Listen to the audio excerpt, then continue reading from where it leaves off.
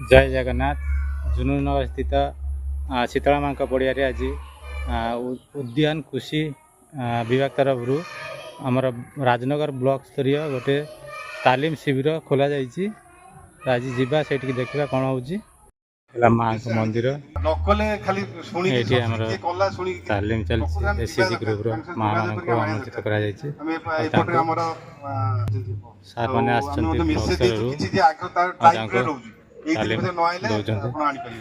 गेंडु full कथा सार कहते पाखे गेंडु फुल आप जानते आम केड़ागढ़ राजपुर आम बालचंद्रपुर पाटना सेपटे मैं गेंडु फुल रिक्वायरमेंट हो विभिन्न पूजा को लगे बाहर बिकबार किसी लाभ जानी के भल हो राजगढ़ बालचंद्रपुर राजपुर एपटे भल हो सेपटे बाली माटी से होमर एपटे तिलोचनपुर आलू दी तीन जन चाषी आनी आमंत्रित माँ मान दिपरे खाଇବା व्यवस्था भी हो रोसिया रोसे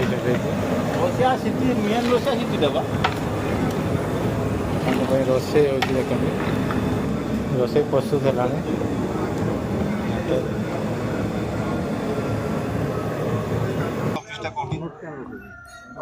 ऑफिस कौटी आम जो विभाग आज मीटिंग होम राजनगर कौट था ऑफिस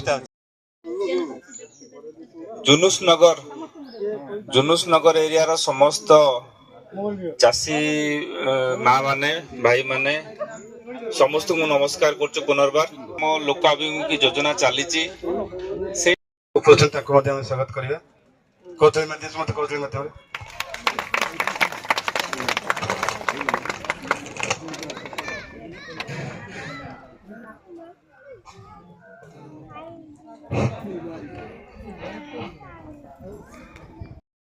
बर्तमान सार कहता देख आम बहुत जिन मैंने गछ कथा भी सार कहले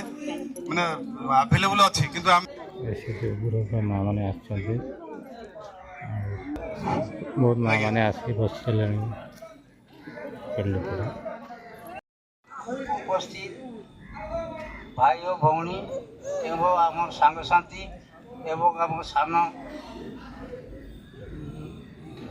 आम कथा से समस्त को मोर शुभेच्छा जनाऊँ आम जन चाषी बहुत दिन चाष कर चाषी हिसाब से ओडिशा सरकार कौन आम सुविधा पाइपार बहुत आगे तो से सुजोग नाला आमर जड़े बनिता मैडम बनिता बेहरा घर हूँ आली से आमर एग्रिकल्चर ऑफिस काम करती से थे आसी आम बाड़ी देखी भारी खुशी है जे तुम शाग गाजर एवं विभिन्न प्रकार भेराइटी चाष कर भारी खुशी ये सब प्रकार जिनस हम से देखिकी आम संगे जोगाजोग कला एवं आमको बहुत परामर्श देला एवं विभिन्न रकम आइटम सिस्टम आमको बुझेला बतैला सबू प्रकार आमको से साहाय्य करिछि कुकुड़ा ठारू बतक ठारू सब साहाय्य से भी देखी करिजंती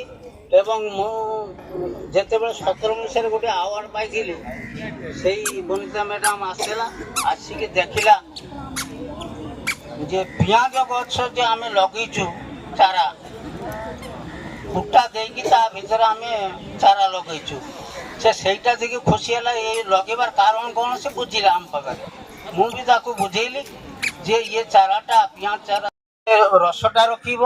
एवं ता भीतर अणाबणा गछ हो पार माटीटा ठीक रखिब से देखिए भारी खुशी है एवं से केन्द्रापड़ा टीआरडीरू जन अफिसर आसला नहीं आम बाड़ी को आसला एवं सेटा देखला एवं फोटो भी नहीं गला देखिकी भारी खुशी एवं सेठी मते 100 मार्क देले एवं अन्य परिवा सब चाष देखिले बैगण भेंडी कलरा विभिन्न प्रकार भेराइटी चाष देखिकी मते राज्य स्तरीय नहीं गले जे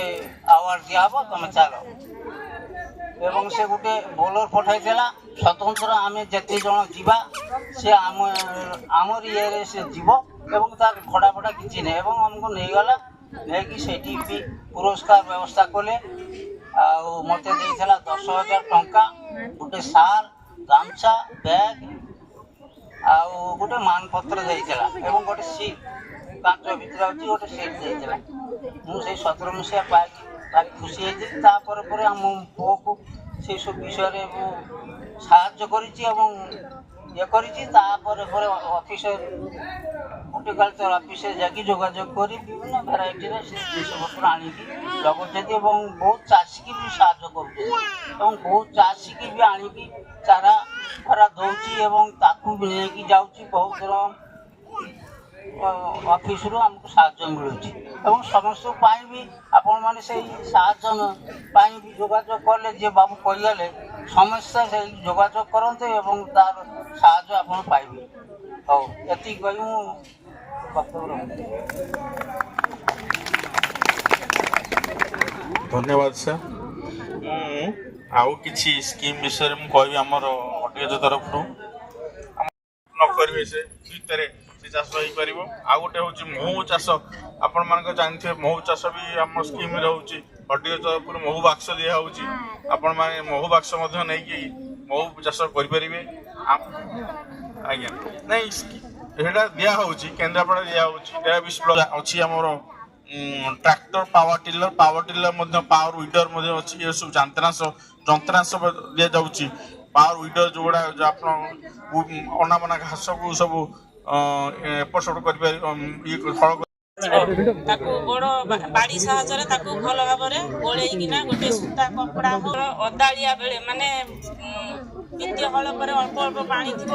ତା ଦେହରେ ମାନେ ପାଣି ନାଳରେ ପାଣି ଆସିବ, ପାଣି ସାହାଯ୍ୟରେ ବି ପକାଯିବ। ଯୋଉ ଆଲୋଚନା କରୁଥିଲେ ମାନେ ହାଣ୍ଡି କଟା ହଉ ବା ଟିଫିନ ଜୀବାମୃତ ବ୍ୟବସ୍ଥା ହଉ, କରାଯାଇଛି। ଟିଫିନ ଭଲ ଜୀବାମୃତ ହଉ, ଯୋଉଟା କି ଆମର ପାଣି ମଧ୍ୟ ମାଟିର ଅଛି। ବନ୍ଧୁ। ଯେ ମୂର୍ତ୍ତିଆ ମାଟି ସବୁବେଳେ ଯାଇ କଣ ଫୁଲ